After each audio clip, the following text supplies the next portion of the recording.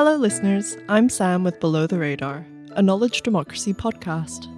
Below the Radar is recorded on the territories of the Musqueam, Squamish and Tsleil-Waututh peoples. On this episode of Below the Radar, our host Amjo Hall is joined by Ania Malinowska, hypnotherapist, cultural theorist and professor of media and cultural studies at the University of Silesia in Katowice, Poland. They discuss Ania's scholarly practice, love, and how Ania found herself being trained in hypnosis. Enjoy the episode.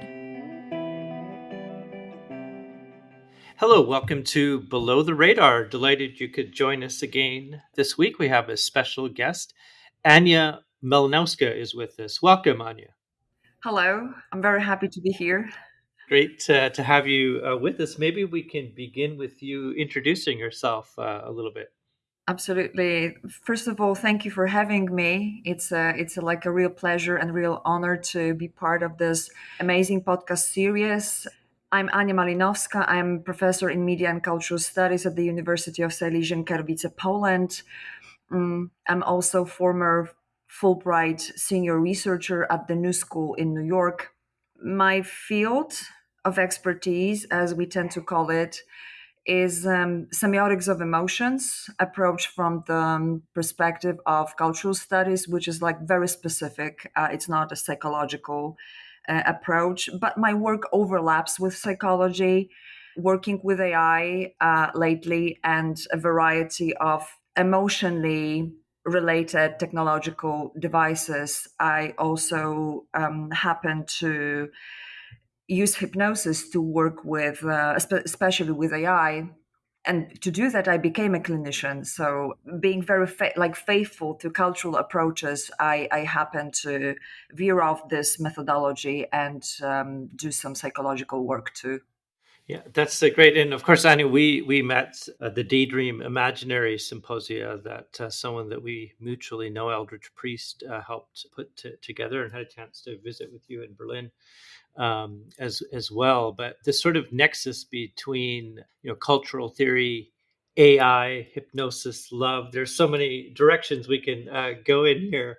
But wondering if you can speak just a little bit more to, you mentioned the work that you do in cultural theory in terms of your interests and how you arrived into that field, and kind of what you're currently working on that front.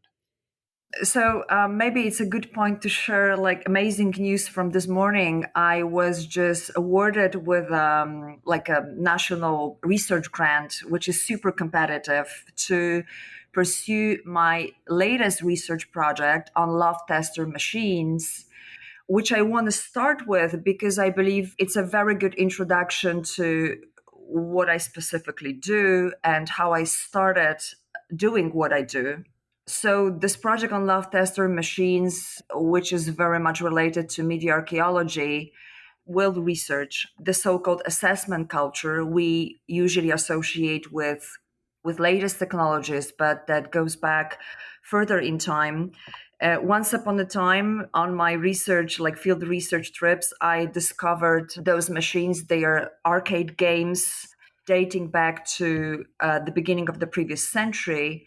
And they were used for estimating a potential match between people, a couple.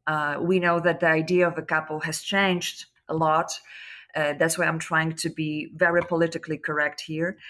So maybe, which explains a lot about how the role that technology has played in romantic or love relationships, and also explains our reliance on technologies with regard to our emotional well-being. We now deal with an obsession regarding any kind of assessment. We even rely on devices in terms of how we feel, what we feel, how much we've gained, how much we weigh, what our moods are, what our sleep rhythm is.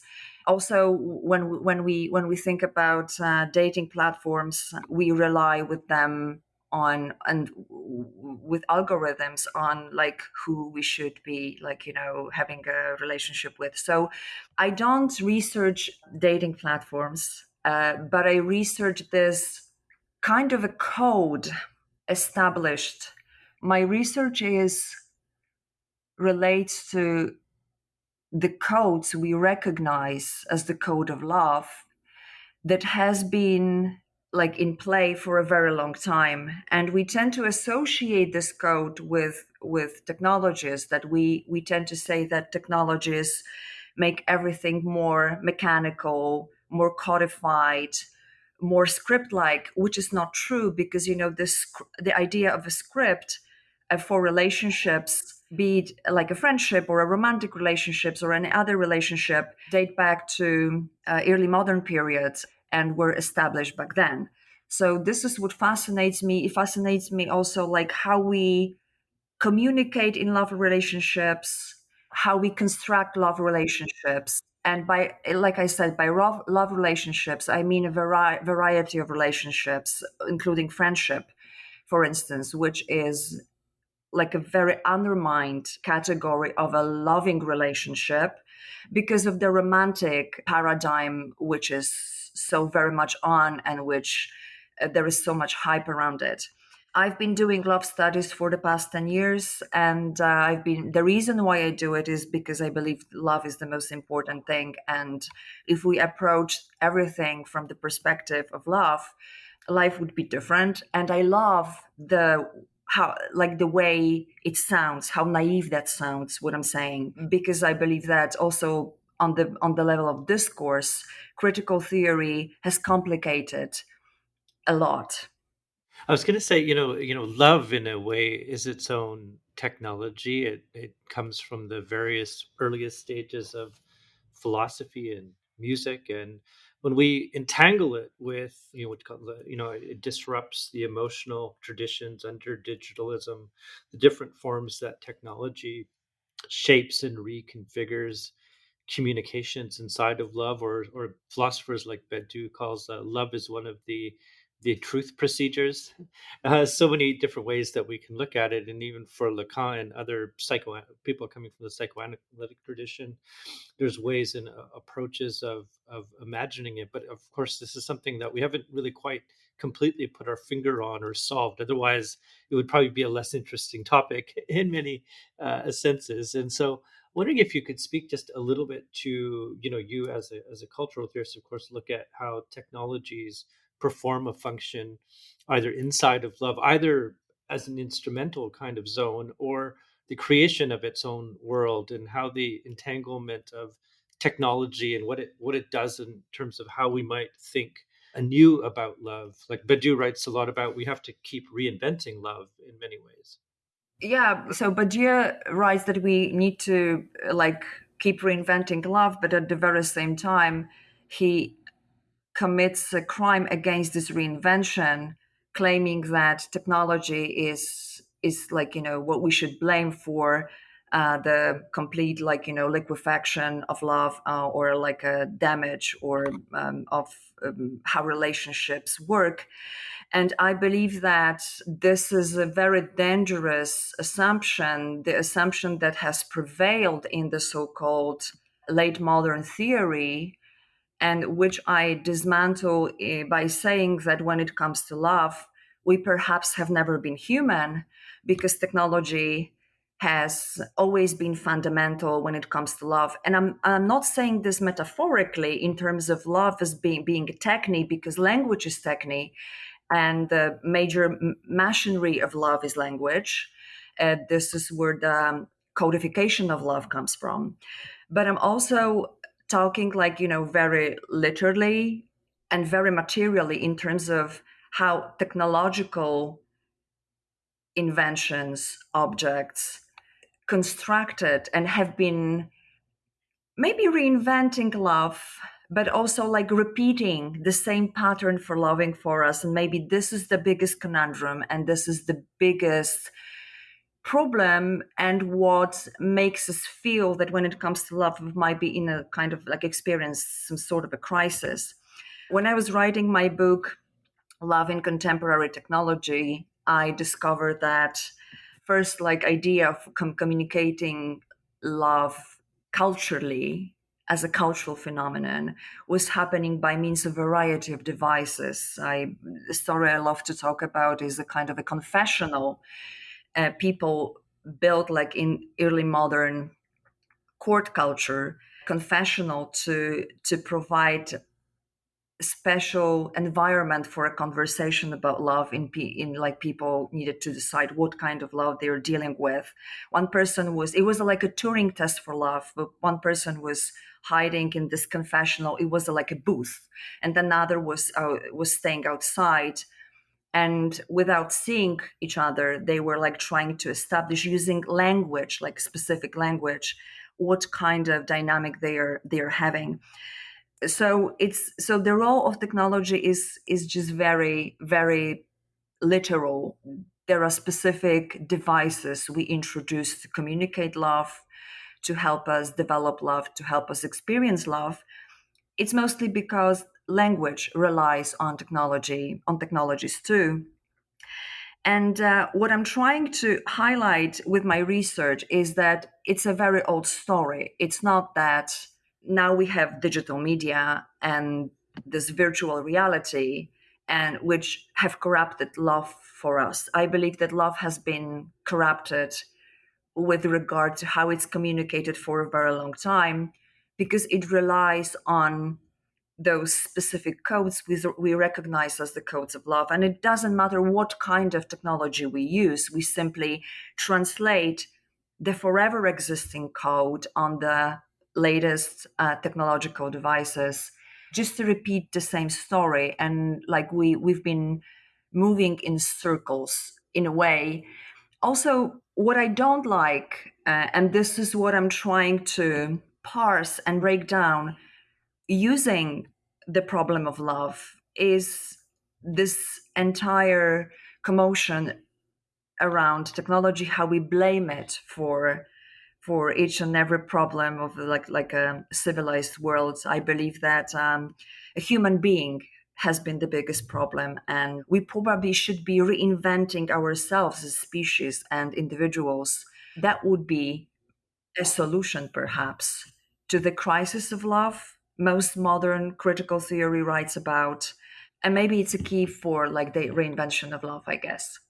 I wanted to talk a little bit about the different sort of creative projects and initiatives where you've sort of interrogated some of these questions, whether it's like the Unhappy Ending Project, Nest, or others. Wondering if you could speak a little bit to those creative interventions. Okay, so I will try to start with the favorite one, which is Unhappy Ending, which happens to be one of the most invigorating and undermined themes within the imagery or any other approach to love. So being an academic, I'm also a creative writer. I write fiction and poetry. And together with a good friend of mine, Paula Dwornik, who is a renowned artist, we created this art book titled Unhappy Ending Poems for the Brokenhearted. I wrote the poems, and Paula, she created those amazing pieces of art, works of art.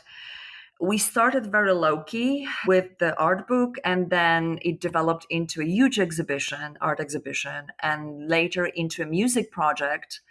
We performed, it was like improvised project with a Polish jazz musician, Kamila Drabek. We performed with the project, trying to represent the idea of a happy ending and what happens at the end of love. This is what fascinates me, because I believe that there is a huge, bigger potential, also philosophical potential, behind the pain after love, on unrequited love, or anything that happens after love ends. And this potential taps into what we've been trying to avoid culturally, namely pain.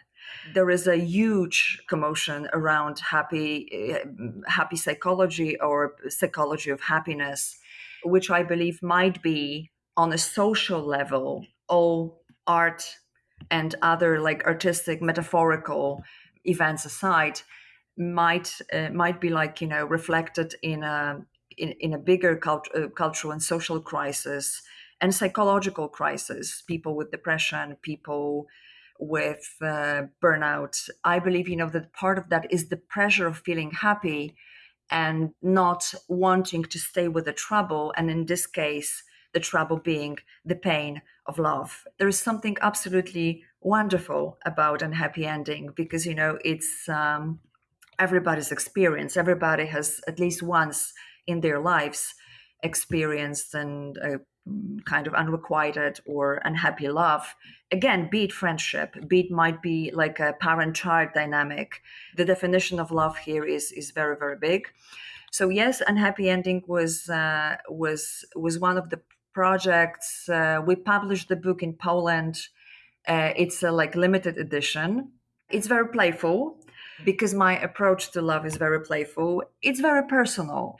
And like most of my projects, either artistic or academic, are like writing cure, which is like very also like part of the feminist tradition that you in a way recuperate through art, which is like one of the oldest therapeutic self-therapeutic forms, which I keep recommending. And there is another project that taps into this form of like approaching professional life and personal life, which shouldn't be balanced because there is like the balance between professional life and like personal life means kind of a schism. They should always come together. So another project I'm thinking of is Textrapolation. It's the project I presented on at Simon Fraser's University. And again, a big thank you to Eldridge Priest for noticing this project and inviting me to talk about it.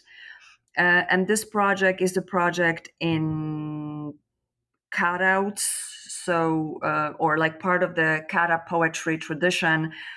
And there is a funny story about it because when I started this project, I was brokenhearted with academia. So I was thinking about ending my academic career, and I felt disappointed, betrayed by academia as a lover, whom I at that point, it was 4 years ago, considered to be a lover for life.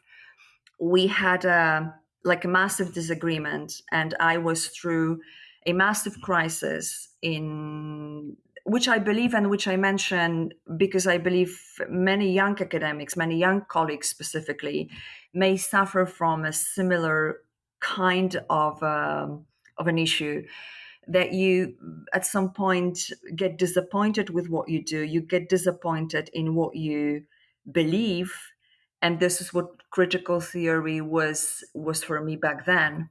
And so I started cutting up academic books, including Badiou and other important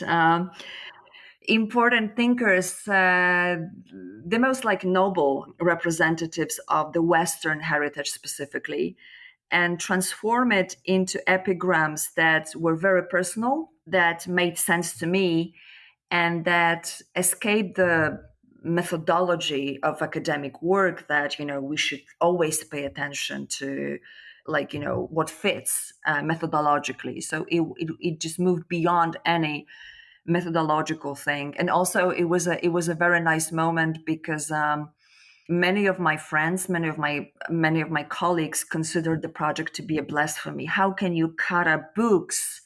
To be honest, I butchered them. How can you cut up books and just completely destroy them when they are so precious for your work, for our work? And what kind of example are you setting for younger colleagues? But I believe, that if I ever inspire to set up any example, God forbid, but if I ever, that would be that example. Just do whatever you feel is right, even if it's super blasphemous, but it might be like a source of self-liberation. And the reinvention you mentioned at the very beginning. And now I'm reaching a point in which I realize that maybe most of my work is about reinvention, and it's probably a unifying principle for everything I do when I write fiction or when I write academic books or when I do my research. Yeah, it's true. Probably the academy is too dry and boring to have as a lover. Lacks edge, maybe.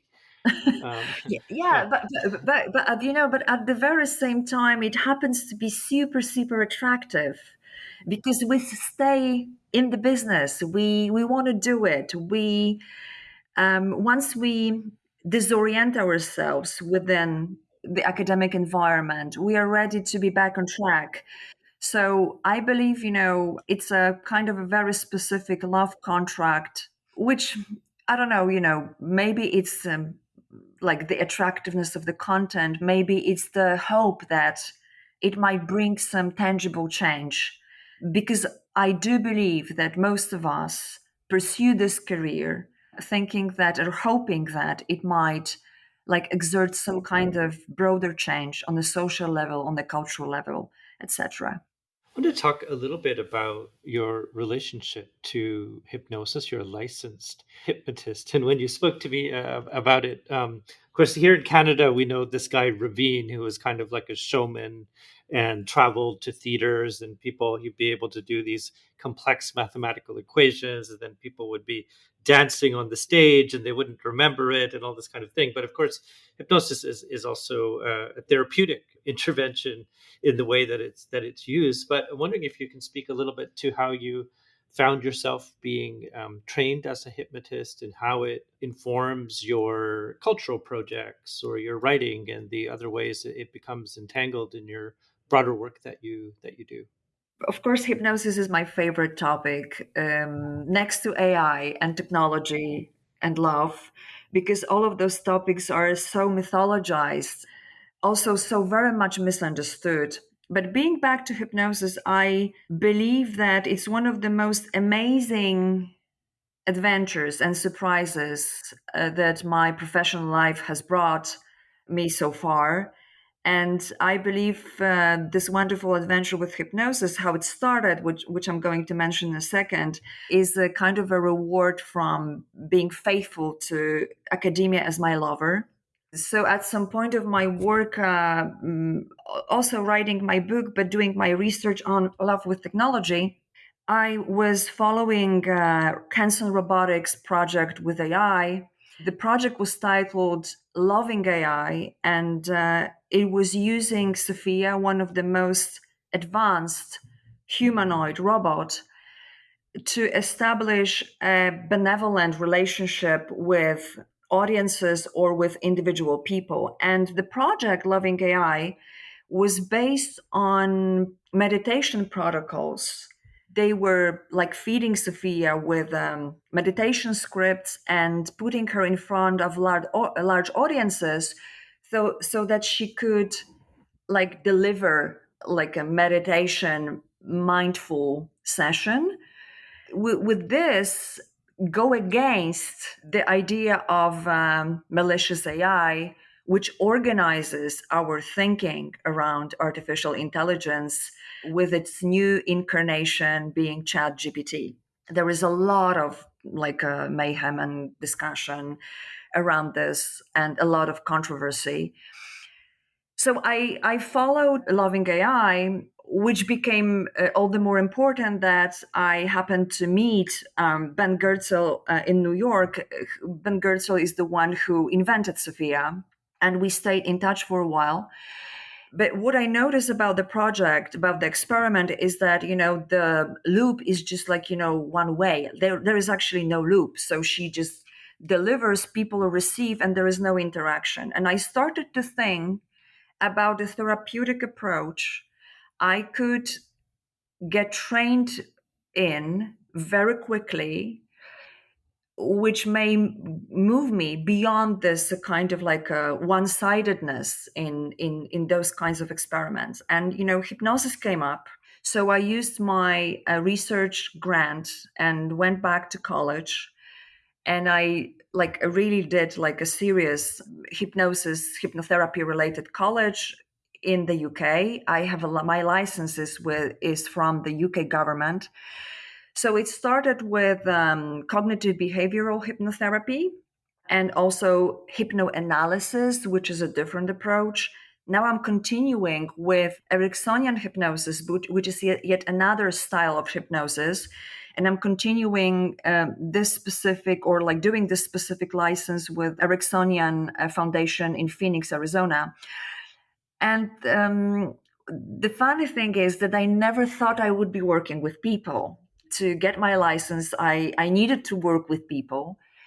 So I started to work with people and I started to love it a lot because of how hypnosis works, what it is in relation to psychoanalysis, and very often, like in contrast to psychoanalysis or traditional therapy.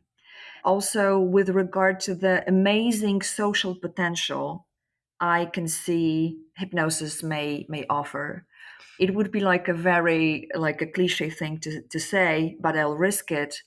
Like if people did self-hypnosis, because all hypnosis is self-hypnosis apparently, but any form of hypnosis, I believe, we would be able to solve a lot of social issues which we are trying to resolve structurally, but that can be like resolved individually. And I know it's a very unpopular thing to say because, of course, we want to push the structures, the powers that be, to introduce change because a lot of what's going on is caused by bad politics, bad economy. We've been doing this for years, and we've been dealing with this for decades, if not centuries.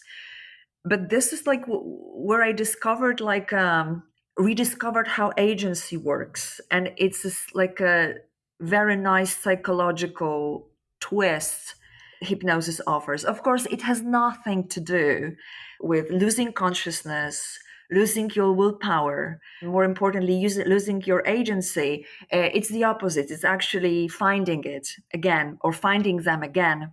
I hate how optimistic that sounds because I'm trying to be like, very far away from this positive psychology trend, which I don't criticize. Don't take me wrong. I believe, that people who just like advocate for this kind of an approach, they want to just like, good do job. But again, a lot of when it comes to hypnosis is about staying with pain. Is just like reformulating your personal trauma and reformulating your cultural and social trauma in many ways. It's interesting in the way that you describe it because in popular culture, the way hypnosis is framed or portrayed in popular culture, it's like one enters into a trance. But the way that you're describing it is actually one of reinvention, reconceptualization, very different. Yeah, so I will so maybe I will be Frankfurt School a lot now in how I want to address it, that we live in a constant trance. And like we because what is trance? It's just like being put into a specific state of focus, the focus being molded by a specific medium. And like think about television, like we've been interpolated and duped with television for a very long time, with how media content has been encoded for us. Like we've lived the content coming from this specific kind of focus, this specific kind of content for a very long time. So with hypnosis, what you discover is just you shift your focus. You all of a sudden realize that there is a kind of like a different channel which you can use, uh, from which you can broadcast, and which works both ways. So it's one thing. Another thing you've mentioned is the bad fame around hypnosis created by stage hypnosis, which is meant for entertainment, and also with the movies and with literature, with the popular imagery, from which we think of hypnosis as something that, first of all, puts you in the trance being a state in which you completely lose yourself. You go back to your childhood memories, or you can remember the face of a killer. Of course, it's perfectly sensational. It sells very well. And just like malicious AI, it's also super sensational and it sells very well. I love to combine those two and compare those two. because this is how culture works. It uses, maybe this is how propaganda works. It uses sensationalism to produce a specific social and cultural effect. But hypnosis is far from that. It taps into memory studies. And of course, you cannot elicit memories because memories are very, very tricky. It's been like also problematic with the topic of memory. The problem of memory is also problematic with traditional therapy. Traditional therapy, psychoanalysis, taking you back to your childhood memories. This is like absolutely unsustainable because memory doesn't work that way. We remember things differently each and every time we think about them. And it's absolutely impossible to remember like that. And if I may, because, this is what comes to my mind, my favorite combination, hypnosis and AI. So maybe I'll explain first. I started working with people, and I started my clinical practice for hypnosis, but I never gave up my original plan to use hypnosis to work with self-learning AI. And this endeavor also continues. The efforts of this work surround around my art-based research project titled Hypnotic AI. I was presenting this project at Arizona State University last month at a conference.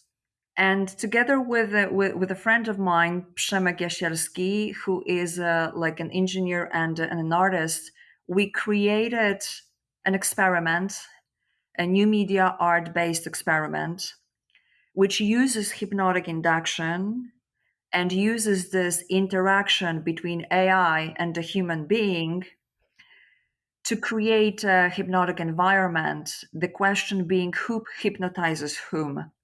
It's like a common belief that we've been constantly hypnotized by hypnotized by AI. That AI is this like a duping technology that may corrupt our free will, that may corrupt human agency. And in this experiment, we see how those roles can be interchangeable and how they can work without a malicious outcome.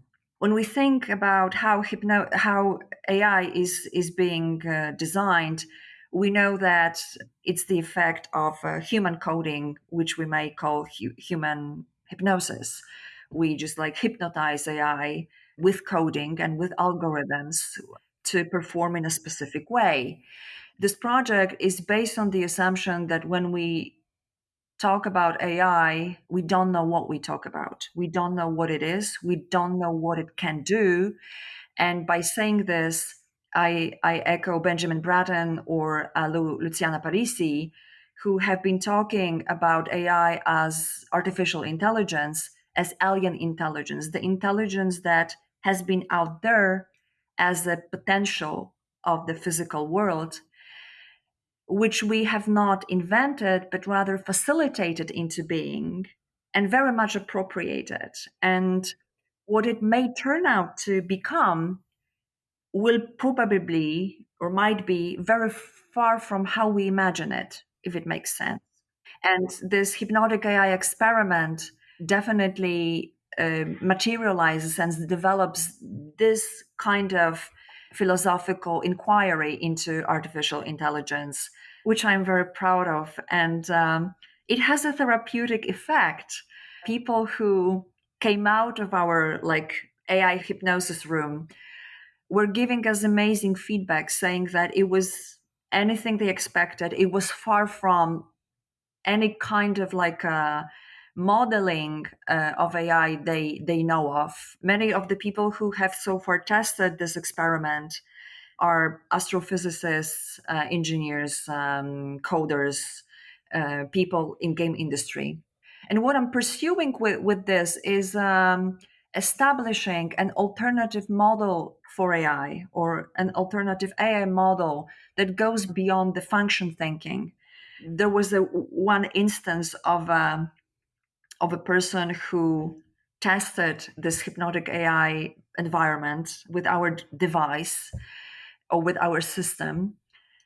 And he was a guy working in gaming industry. One of the aspects of the experiment is that the system keeps showing you the induction level, and it's completely inconsistent each and every time. The system, which is self-learning system, gives you like a completely different data.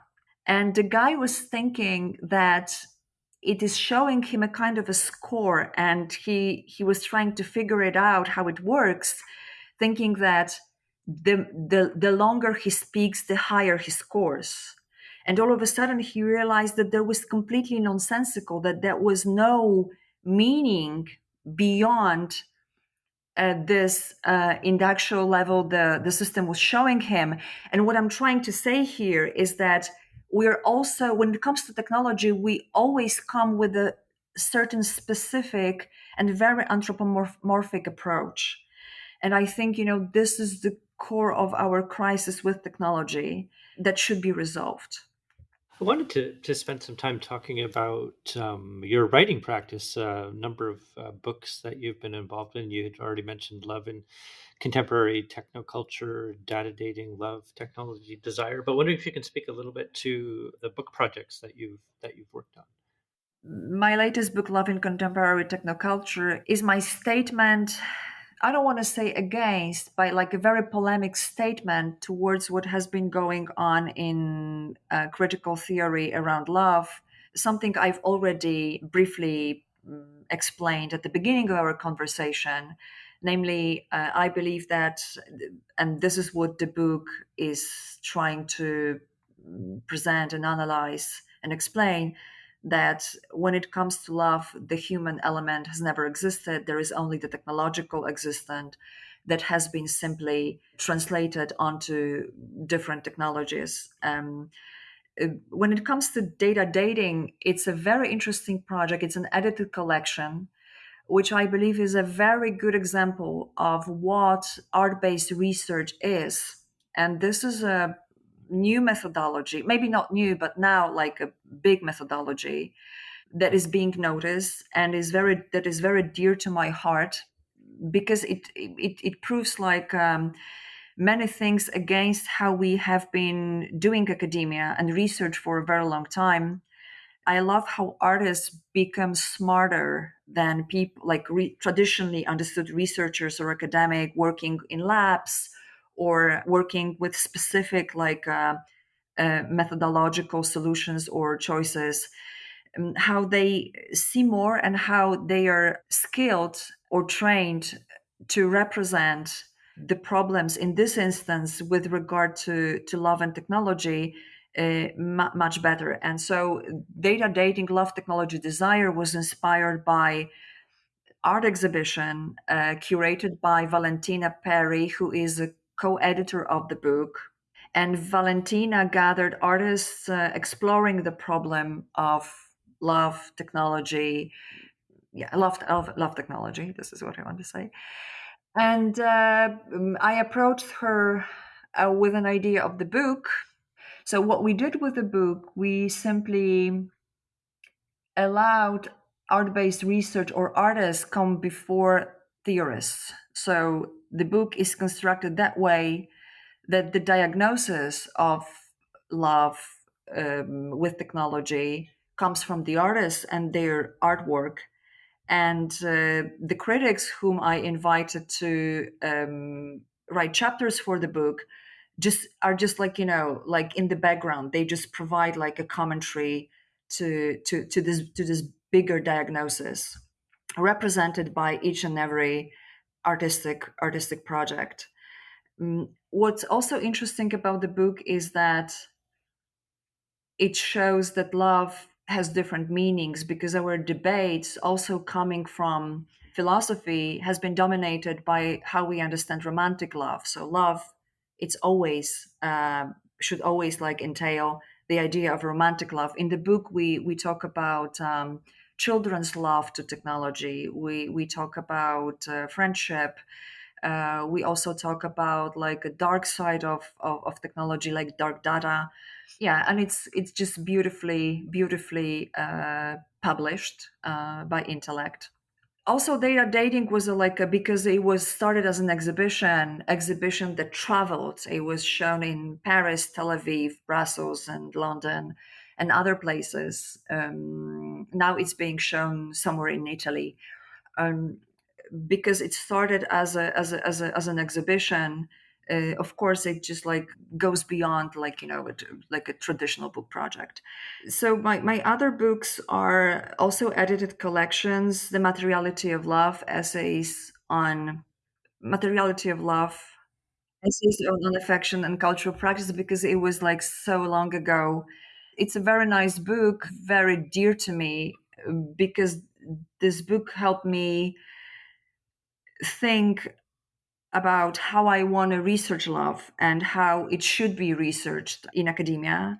It was also part of the Love Research Network project I'm a member of, which actually, this collaboration with Love Research Network, which is a huge network, international network of love researchers like helped me start with how I want to do it. Yeah, there are other books, uh, but I don't want to maybe talk about them Yeah, much. yeah. I actually had a question for you. Just I wanted to sort of touch on your writing projects, but as a way of getting into this question, which is, for people who have been jaded by love or limited or cynical of love, which in our fractured, complicated world, there's lots of reasons to be skeptical. But why? I guess through your own research or your own thinking, why should we still believe in love? Oh my God, it's a big question.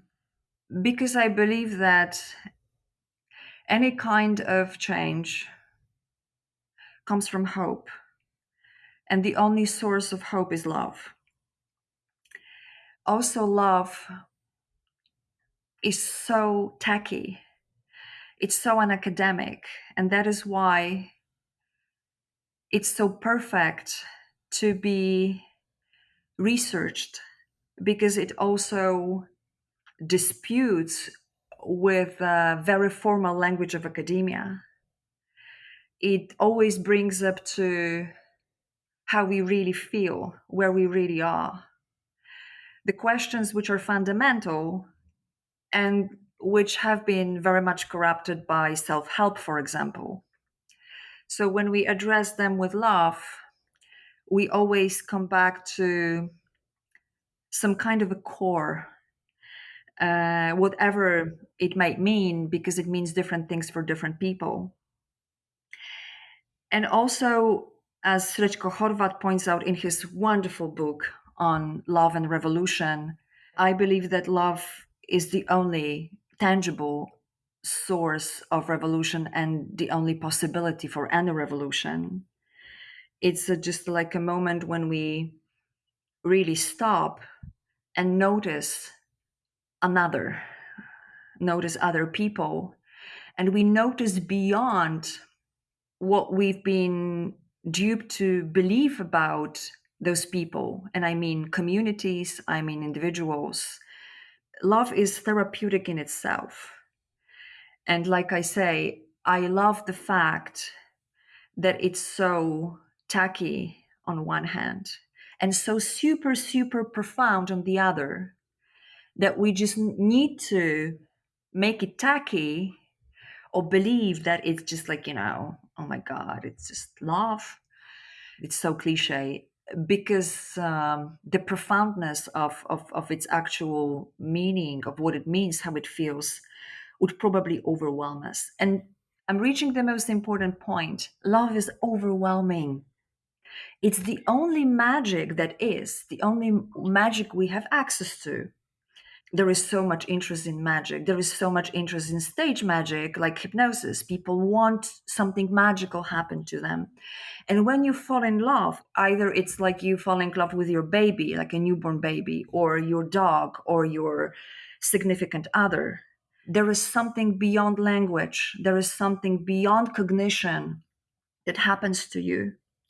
Something super fundamental. And like I said, something super profound.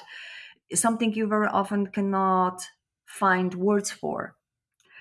And that is why I believe love is always worth pursuing, no matter how you do it, and how you talk about it, and what other people think about how you do it. And also, I think love is really the only unresolved issue of philosophy, of cultural studies, of psychology, of psychoanalysis.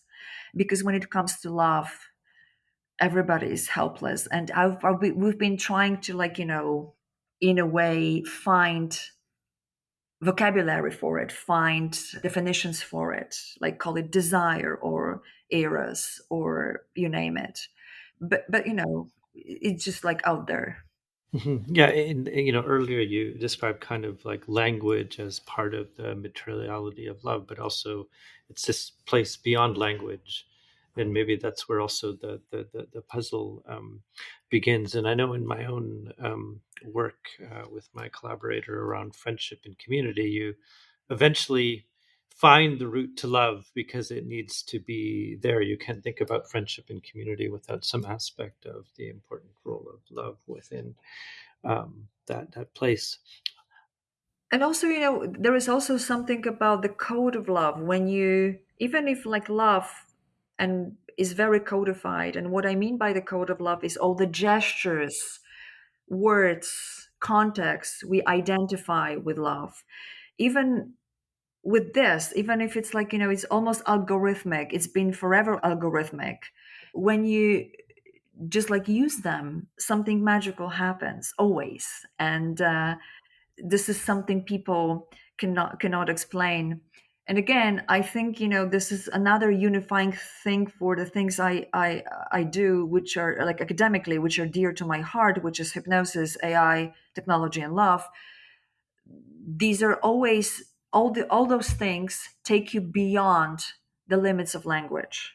They all induce experiences that that are with no words, that you can find no words for. And I believe it's a kind of a cure to stay beyond discourse, to stay beyond language, to stay beyond the fixed meaning for things. And I believe this is what critical theory has been doing forever. And yeah. And it's been so wonderful to speak with you. Wondering if there's anything you'd like to add. I just want to say that it's my dream as an academic to see hypnosis as part of academic curricula, because I believe it may help us overcome yet another crisis that we've been facing, namely the crisis of how to teach and what to teach. And I believe that hypnosis, it has so much to offer intellectually. It's been like one of the most psychiatrically renowned discipline, but also it has so much to offer practically that maybe with this we could start to overcome the kind of imbalance of a lot of what we teach being seen by our students as impractical and vice versa. So this is what I would love to add. I'm thinking about a dream come true course I do, in which I can talk about well-being, pain, love, technology, AI, and hypnosis, to the benefit of my students who recognize and see solutions in the very often abstract and psychologically delivered content. Ania, thank you so much for joining us on Below the Radar. It's been so lovely to speak with you. Likewise. Thank you so much for having me. Thank you.